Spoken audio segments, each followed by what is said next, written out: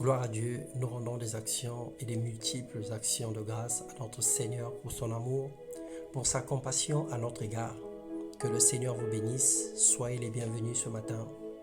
Que Dieu nous donne encore une parole ce jour qui va changer notre façon de voir les choses.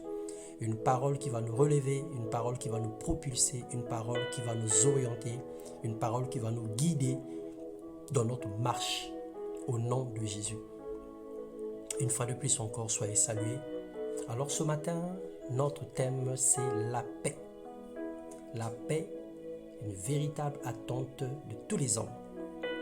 Dans le livre de Romains, le chapitre 12, les versets 17 et 18, il est écrit « Ne rendez à personne le mal pour le mal, recherchez ce qui est bien devant tous les hommes. S'il est possible, autant que cela dépend de vous, soyez en paix avec tous les hommes. » La paix est l'une des choses la plus importantes que le monde recherche, que les familles ont besoin, ou même qu'une âme et un cœur désirent au plus profond. Elle a une valeur inestimable et elle ne s'acquiert pas au prix des efforts communs, mais aussi par la volonté et la grâce de Dieu. Nous pouvons faire les efforts, mais nous avons aussi besoin de la grâce de Dieu. La paix que les gouvernements promettent au prix de la lutte, au prix des guerres et le sentiment d'assurance que l'argent et la richesse procurent ne peuvent pas apporter le bonheur véritable. Les organisations mondiales nous donnent l'illusion de paix. En vérité, là où il y a la vraie paix, l'amour, l'harmonie, la solidarité, la joie, la tranquillité, etc. devraient exister. Ces choses devraient être visibles, mais nous notons que désolation dans leur gestion. Partout là où les organisations ont voulu mettre la paix, il n'y a eu que la désolation. Il n'y a eu que des crimes. Alors, le véritable bonheur, c'est Jésus, je le confirme ce matin. La vraie paix, c'est de l'avoir comme Seigneur et Sauveur, selon Éphésiens 2, le chapitre 13. Le prix de la paix est aussi le fruit de nos décisions. La capacité que nous avons à faire le bien, à ignorer les erreurs des autres, à oublier le tort des autres. Dieu nous encourage à être en paix avec tous, selon 2 Corinthiens, le chapitre 2, le verset 10.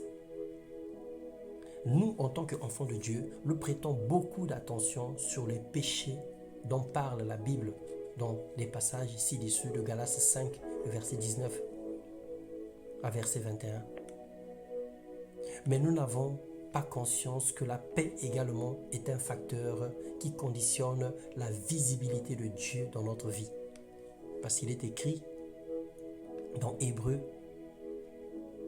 le chapitre 12, le verset 14, « Recherchez la paix avec tous et la sanctification, sans laquelle personne ne verra le Seigneur. » Alors que le Seigneur te donne de pardonner tous ceux qui t'ont fait du tort, d'oublier le mal qu'on t'a fait, mais également que l'humilité te pousse à demander pardon, à bien se tenir autour de toi, d'être un exemple pour ta génération, d'être un havre de paix, d'être celui qui va apporter la lumière et la joie autour de toi. Que le Seigneur te donne un cœur repentant, que tu saches t'abaisser, que tu saches revenir sur tes décisions lorsque celles-ci ne glorifient pas le Seigneur. Que tu saches dire pardon ou demander pardon à Dieu et aux hommes dont tu as blessé. Alors que le Seigneur te bénisse et que sa paix véritable inonde et caractérise ton cœur, même au milieu du trouble, au milieu des agitations, au milieu des situations sociopolitiques, mais que la paix du Seigneur demeure ton partage. Que la grâce de Dieu couvre ta vie et qu'aucun malheur ne t'arrive parce que tu crois en Dieu et que tu le laisses transporter l'allégresse, la joie et la paix dans ton cœur. Au nom puissant de Jésus. C'est ta part de l'eau en croyant au Seigneur Jésus-Christ et il te fait rentrer dans une alliance de paix et il te met dans son repos. Que le Seigneur te bénisse. Amen.